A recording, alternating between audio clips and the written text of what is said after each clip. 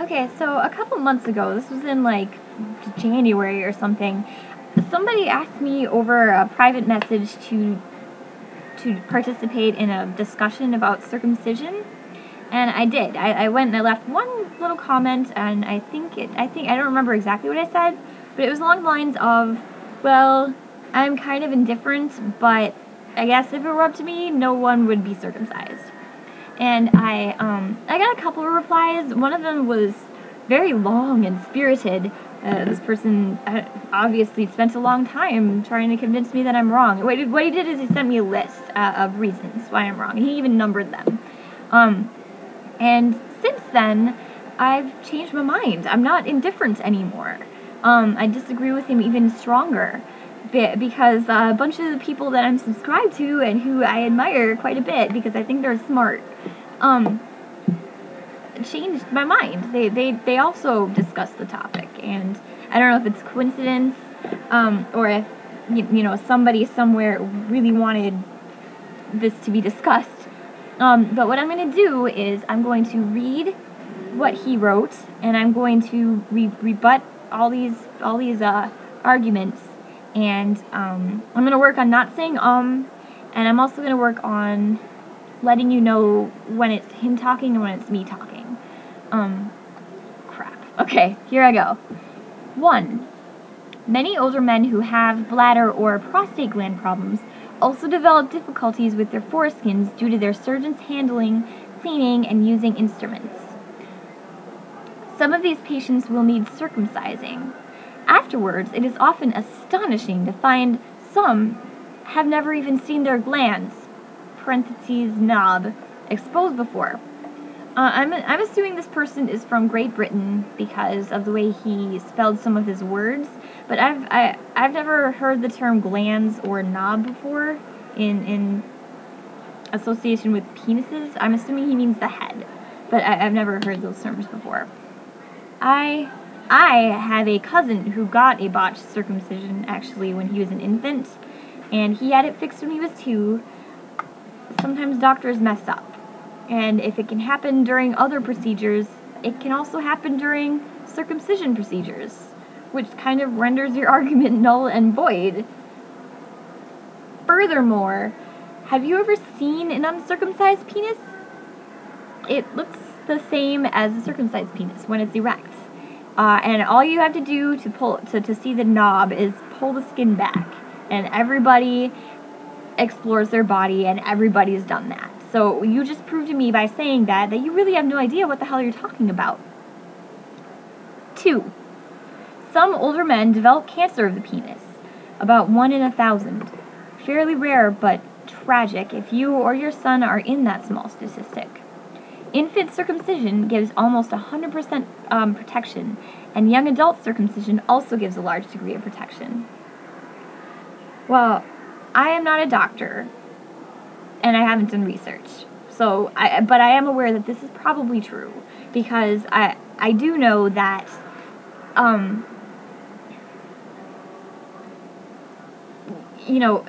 girls who aren't circumcised are at a greater risk for cervical cancer, so it kind of makes sense.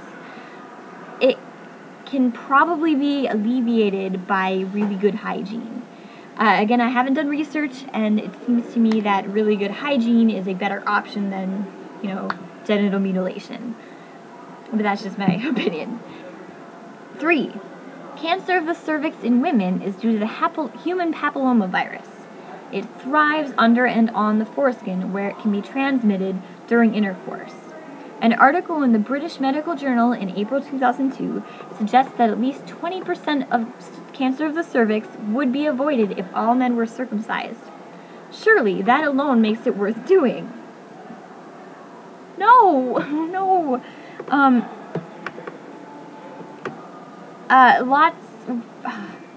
Again, this could be alleviated with good hygiene and eliminated by the condom that you should be wearing anyway.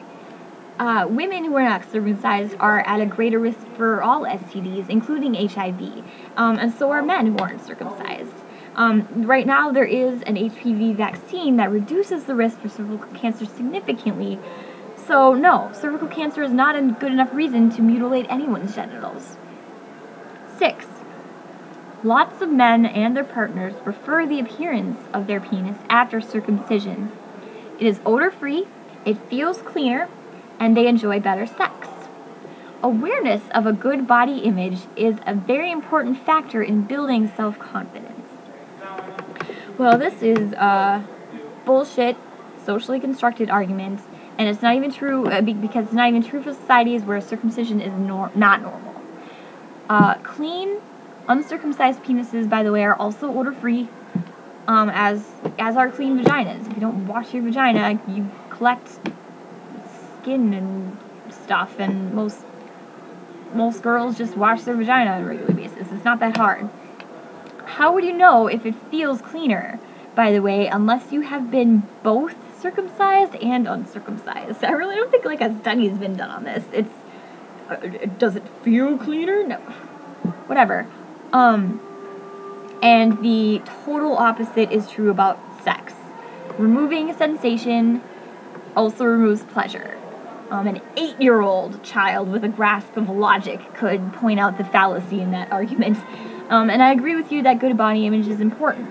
But if your girlfriend has a problem with your genitals having more skin and sensation, tell her you have a problem with all her skin and sensation on her genitals and then dump her ass, because she doesn't deserve to have sex with you. And she's a bitch, a shallow bitch. 7. He's kind of skipped 5 and 4, so I think he just erased them and forgot to renumber them. 7. Balanitis is an unpleasant, often reoccurring inflammation of the glands. It is quite common and can be prevented by circumcision. Again, I'm not a doctor, I haven't done any research. I am aware that if parts of your body with more nerves and tissue are at a greater risk for infection. This is like the same as argument 3. Removing nerves and tissue alleviates, but does not eliminate risk for infection. But we're talking about removing nerves and tissue where it's not medically necessary, and to me that sounds like a bad thing.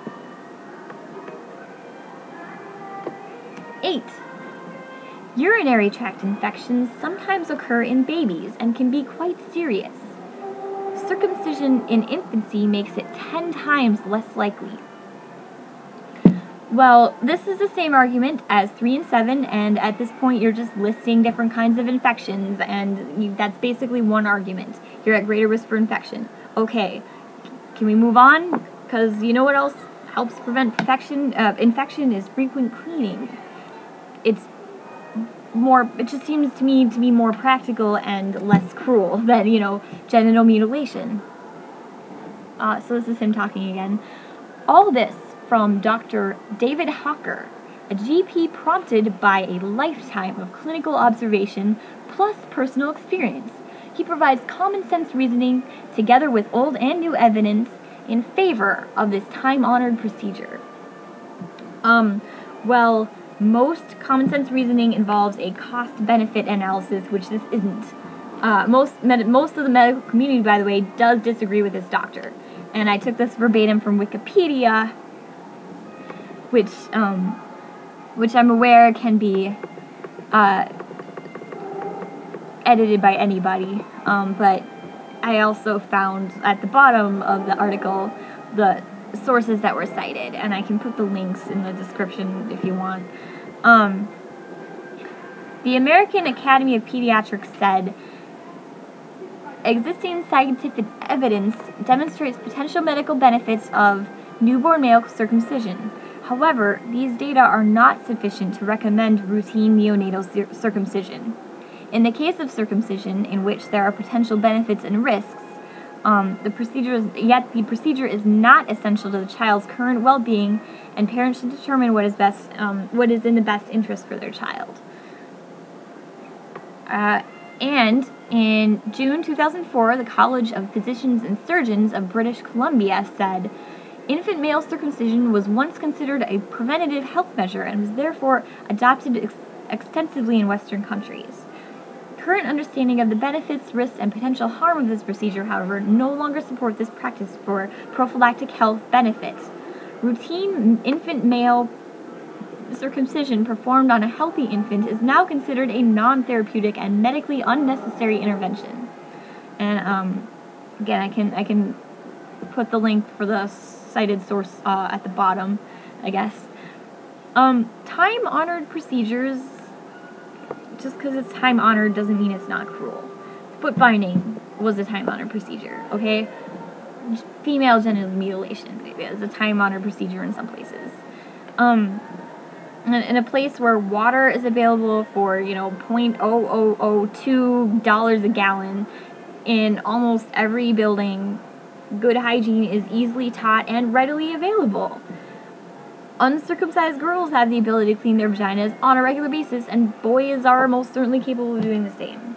So, you're wrong. If that's too mean to send, I probably won't, but that's all. Thank you.